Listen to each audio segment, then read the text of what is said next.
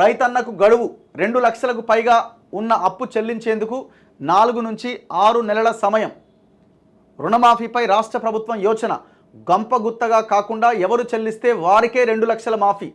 మూడో విడతలో 6 లక్షల మందికి 6,000 కోట్ల నిధుల సర్దుబాటు. సో ఇప్పుడు 2 లక్షల వరకు ఉన్న రుణమాఫీ ఆగస్టు 15వ తేదీనేమో చేస్తామని చెప్తున్నారు. 1,00,000 అండ్ 1,50,000 రుణమాఫీ కంప్లీట్ చేసినామని చెప్తున్నారు. ఇంకా 30-40 వేల మందికి ఇంకా ఆ రుణమాఫీ కాలేదు. మంత్రి కూడా ఒప్పుకుంటున్నాడు. టెక్నికల్ ప్రాబ్లమ్స్ లేకపోతే ఇంకోటి చెప్తున్నారు. వాళ్ళకి జరగాలి ఇమీడియట్గా. మీరు అవసరమైతే ఎవరెవరికి రాలేదో వాళ్ళ డీటెయిల్స్ తీసుకోవాలి, గ్రామ సభ పెట్టాలి. ఫలానా ఆయనకు భూమి ఉందా లేదా, ఉన్నది, ఆయన అప్పు తీసుకున్నా లేదా తీసుకున్నాడు, ఎంతసేపు 1 మినిట్లో అక్కడ తేల్చేయచ్చు గ్రామ సభలో. అయినా జెన్యూన్ అని 100 మంది ఉన్న గ్రామంలో ఉన్న ప్రజలే చెప్తారు. మీకు ఆయనకి ఈ రేషన్ కార్డు ఉందా లేదా తెలిసిపోయా, ప్రతిదీ తెలిసిపోతుంది కదా ఇమీడియట్గా. సో ఇప్పుడు 2 లక్షలకు పైన ఉన్న వాళ్ళకి ఒక కండిషన్ ఉన్నది. ఏం కండిషన్ అది? 2 లక్షలకు పైన అప్పు ఉన్న వాళ్ళకి, ఒకవేళ మీకు 3 లక్షల అప్పు ఉందనుకోండి, 1,00,000 మీరు ఫస్ట్ కట్టేయాలి బ్యాంకుకి. ఫస్ట్ మీరు 1,00,000 కట్టేస్తే మిగతా 2 లక్షలు మాఫీ అవుతుంది.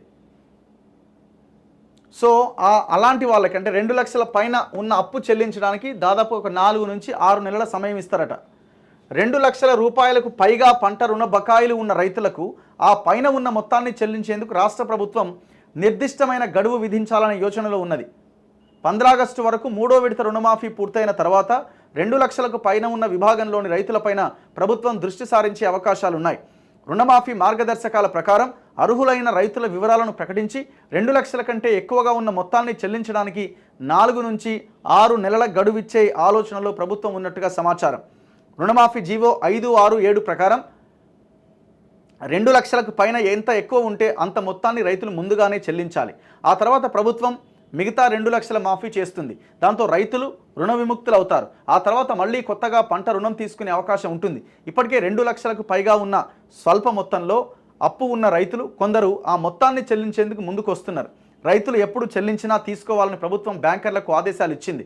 గంపగుత్తగా కాకుండా రైతులు ఎప్పుడు చెల్లిస్తే అప్పుడు పై మొత్తాన్ని కట్టించుకొని 2 లక్షల రూపాయల నగదు బదిలీ చేసి రుణ విముక్తులను చేయాలని ప్రభుత్వం భావిస్తోంది. అంటే రైతులు తమ వీలును బట్టి డబ్బు సర్దుబాటు చేసుకొని 2 లక్షలకు పైగా మించి ఉన్న మొత్తాన్ని చెల్లిస్తూ ఉంటే ప్రభుత్వం మిగిలిన మొత్తాన్ని మాఫీ చేస్తూ పోతుంది.